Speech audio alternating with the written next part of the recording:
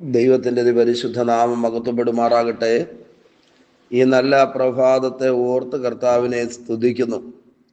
ഈ രാവിലെയുള്ള ചിന്തയ്ക്ക് വേണ്ടി യെശയ്യാ പ്രവാചകന്റെ പുസ്തകം 64 അധ്യായം 8 വാക്യം വായിക്കുന്നു. യെശയ്യാവ് 64:8.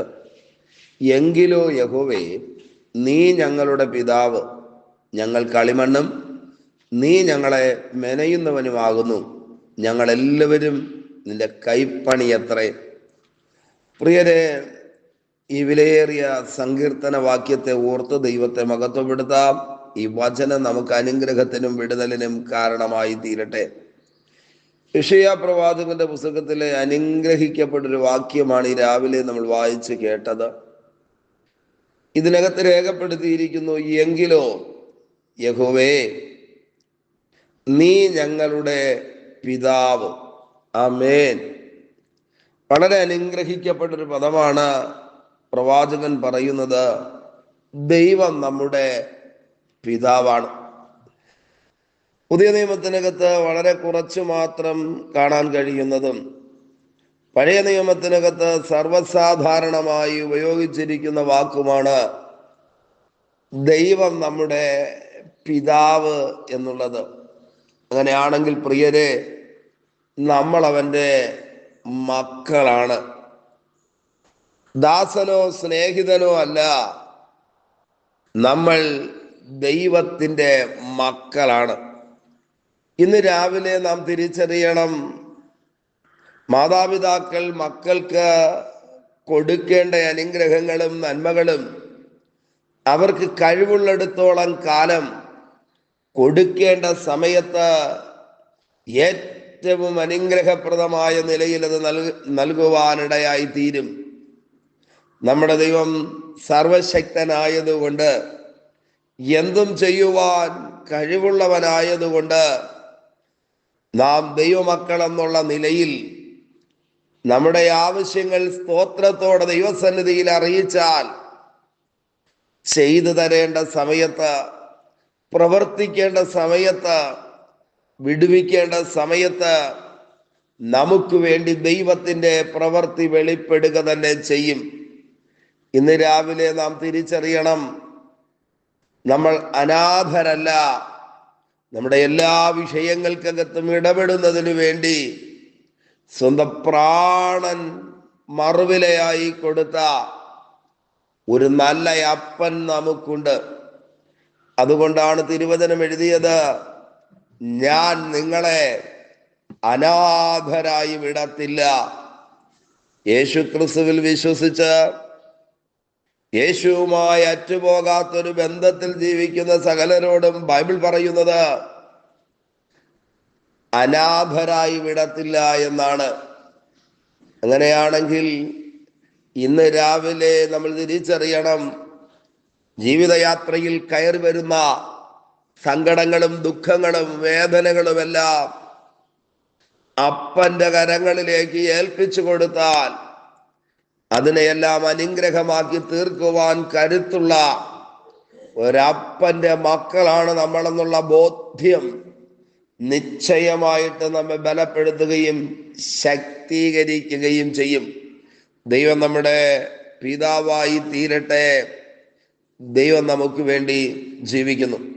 രണ്ടാമത്തെ കാര്യം എഴുതിയിരിക്കുന്നത്, ആമേൻ, ഈ ദൈവത്തിൻ്റെ വലിയ പ്രവൃത്തി, നീ ഞങ്ങളുടെ പിതാവ്, ഞങ്ങൾ കളിമണ്ണും. ആമേൻ.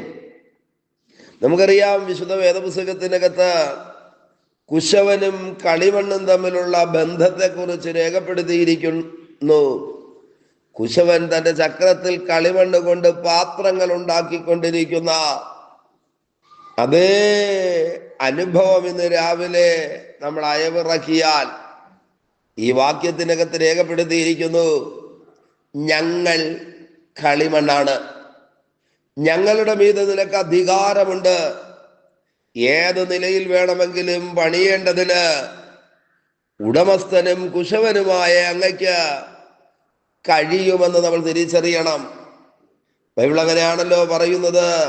കുശവൻ കളിമണ്ണ് കൊണ്ട് പാത്രമുണ്ടാക്കിക്കൊണ്ടിരിക്കുമ്പോൾ ഒന്ന് അവന്റെ കയ്യിൽ ഉടഞ്ഞുപോയി. ആ ഉടയപ്പെട്ട പാത്രം ഇന്ന് പകൽ നമ്മളായിരിക്കാം. ചുറ്റുമുള്ളവരും കൂടെ പഠിച്ചവരും കൂടെ വളർന്നവരും ഒക്കെ മാന്യമായ നിലയിൽ ഉപയോഗിക്കപ്പെടുമ്പോൾ, ജീവിക്കുമ്പോൾ അതിന്റെ നടുവിൽ കുടുംബജീവിതം തകർന്ന, കുഞ്ഞുങ്ങളുടെ ജീവിതം തകർന്ന, ഒന്നിനും കൊള്ളാത്ത നിലയിൽ വേദനയോടെ നിങ്ങളായിരിക്കുന്നെങ്കിൽ ഈ സന്ദേശം മറക്കരുത്. നമ്മൾ കളിമണ്ണാണ്. നമ്മുടെ ചെറുതും വലുതുമായ വിഷയങ്ങളെ പണിയുവാൻ കഴിയുന്ന, നമ്മുടെ മീതെ അധികാരമുള്ള ഒരു നല്ല അപ്പൻ നമുക്കുണ്ട്. ഒന്നാമത്തെ കാര്യം, ദൈവം നമ്മുടെ പിതാവാണ്. 2 പ്രവാചകർ ഇതിനകത്ത് പറയുന്നത് ഞങ്ങൾ കളിമണ്ണാണ്. അങ്ങനെയാണെങ്കിൽ പ്രിയരെ, കേടുപാടുകളെ തീർക്കുവാൻ, ചോർച്ചകളെ മാറ്റുവാൻ, പുതിയതാക്കി പണിയുവാൻ നമ്മുടെ മീതെ അധികാരമുള്ള ഒരു നല്ല ദൈവം നമുക്കുണ്ട്. അടുത്ത പദം എഴുതിയിരിക്കുന്നത് നീ ഞങ്ങളെ മെനയുന്നവനുമാകുന്നു. ദൈവം നമ്മെ സൃഷ്ടിക്കുന്നവനാണ്. ദൈവം നമുക്ക് രൂപഭംഗി തരുന്നവനാണ്. ഒരു മെനയൽ നമ്മുടെ ജീവിതത്തിൽ നടത്തുവാൻ അധികാരമുള്ളവനാണ് നമ്മുടെ ദൈവം. ഏതെങ്കിലുമൊക്കെ സാഹചര്യത്തിൽ തളർന്നു പോയിട്ട് ഭാരത്തോടെ നിങ്ങൾ ഈ സന്ദേശം കേൾക്കുന്നെങ്കിൽ ഇന്ന് പകൽ നല്ലവനായ കുശവന്റെ കരം നമ്മുടെ മീതെ പതിക്കപ്പെടുന്ന അനുഗ്രഹിക്കപ്പെട്ട ഒരു പ്രഭാതമായി ആകട്ടെ. രോഗമാകാം, കടഭാരമാകാം, പൈശാചിക ബന്ധനങ്ങളാകാം, ജീവിതത്തെ തച്ചുടച്ച് സന്തോഷമില്ലാതാക്കി മുൻപിലേക്ക് വിടത്തില്ലെന്ന് പറഞ്ഞ് ആധിപത്യം പുലർത്തുന്ന സകലത്തെയും ഈ പകൽ കൈകാര്യം ചെയ്യുവാൻ കഴിയുന്ന ആമേൻ ഒരു നല്ല ദൈവം നമുക്കുണ്ട്. 3 കാര്യങ്ങളാണ് ഞാൻ പറഞ്ഞത്. 1, ഒരു നല്ല അപ്പൻ നമുക്കുണ്ട്. 2, നമ്മൾ കളിമണ്ണാണ്. 3-ാമത്തെ കാര്യം ഈ വാക്യത്തിനകത്ത് പറയുന്നത് ദൈവം മെനയുന്നവനാണ്. ദൈവം മെനയുന്നവനാണ്. ഏത് മനുഷ്യനെയും മെനയുവാൻ, ഏത് മനുഷ്യനെയും പണിയുവാൻ, ഏത് മനുഷ്യന്റെയും കേടുപാടുകളെ തീർക്കുവാൻ ഇന്ന് പകൽ കരുത്തുള്ള ദൈവകരങ്ങളിലേക്ക് ഏൽപ്പിച്ചു കൊടുക്കാമോ? ആമേൻ. ഈ വാക്യം അങ്ങനെ തന്നെ എഴുതിയിരിക്കുന്നു. ഞങ്ങൾ എല്ലാവരും നിന്റെ കൈപ്പണിയത്രേ. കൈ കൊണ്ട് പണി ചെയ്യുവാൻ കഴിയുന്ന നിലയിൽ നമ്മുടെ ജീവിതത്തിൽ സാധ്യതകൾ ഇനിയുമുണ്ടെന്ന് തിരിച്ചറിയാമോ? ദൈവകരം നമ്മുടെ മീതെ പതിക്കപ്പെടുന്ന ഒരു അനുഗ്രഹിക്കപ്പെട്ട പ്രഭാതമായി തീരട്ടെ. ദൈവം നമ്മെ മെനയുന്ന ദൈവമാണ്. ദൈവകരങ്ങളിലേക്ക് ഏൽപ്പിച്ച് ഈ ദിവസത്തിന്റെ നന്മയ്ക്ക് വേണ്ടി ഒരുമിച്ച് പ്രാർത്ഥിക്കാം. ഞങ്ങളെ സ്നേഹിക്കുന്ന കർത്താവേ, സ്വർഗസ്ഥ പിതാവേ, ഈ വിലയേറിയ പ്രഭാതത്തിനായി സ്തോത്രം ചെയ്യുന്നു. തകർന്നവരും നുറുങ്ങിയവരും ഭാരമനുഭവിക്കുന്നവരുമായ ഞങ്ങൾ തിരുപാദപീഠത്തോടടുത്ത് വരുന്നു.